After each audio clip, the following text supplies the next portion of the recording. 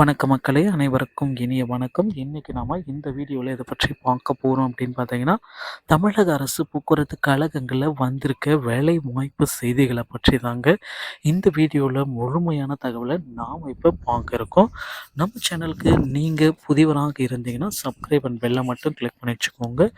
நம்ம சேனலில் வர அப்டேட்ஸ் எல்லாமே மிஸ் பண்ணாமல் இருக்க இது மிகவும் அவசியங்க. தமிழகத்தில் அனைத்து தரப்புலையும் பேருந்துகள் இயக்கப்படுகிறது. தற்காலிக பேருந்து டிரைவரை வச்சு இயக்கின பேருந்துகள் விபத்தில் முடிந்தது.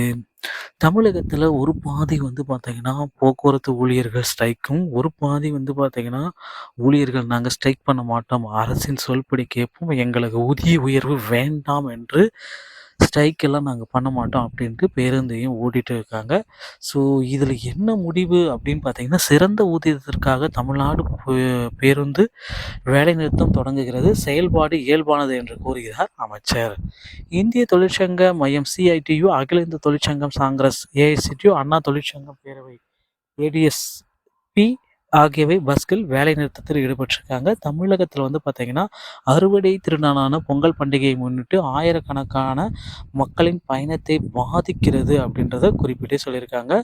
தமிழ்நாடு அரசு போக்குவரத்து கழகம் டிஎன்எஸ்டிசி பேருந்து ஓட்டுநர் மற்றும் நடத்துனர் பணியிடங்களை நிரப்புதல், ஓய்வு பெற்ற தொழிலாளர்களுக்கு அகவிலைப்படி டிஏ வழங்குதல் உள்ளிட்ட 12 அம்ச கோரிக்கைகளை வலியுறுத்தி காலவரையற்ற வேலைநிறுத்த போராட்டத்தில் ஈடுபட்டுள்ளனர்.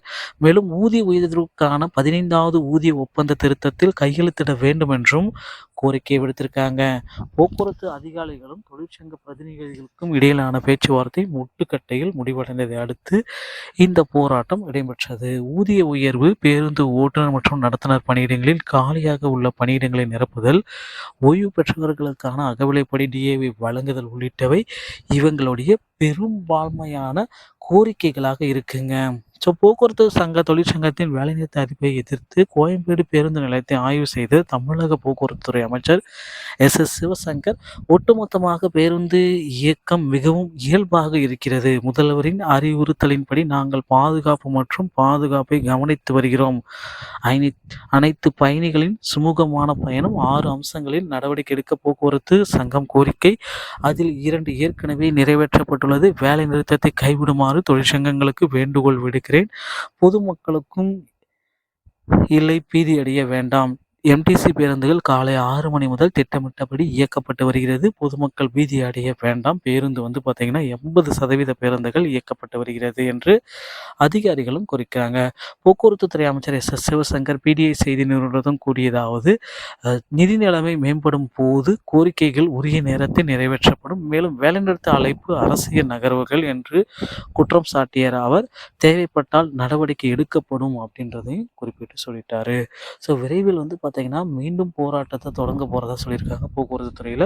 ஸோ டிஎன்எஸ்டிசி பொறுத்தவரைக்கும் மக்கள் எல்லாருமே எதிர்பார்த்த மாதிரி ஒரே ஒரு விஷயம் தாங்க நடக்க போகுது. இந்த ஆண்டில் புதிய வேலை வாய்ப்பு வர இருக்குங்க. நீங்கள் செய்ய வேண்டியது எல்லாமே ஆர்டிஓ அலுவலகத்தை அணுகி டிரைவிங் லைசன்ஸ் மற்றும் கண்டக்டர் லைசன்ஸ் எடுத்து வச்சுக்கோங்க.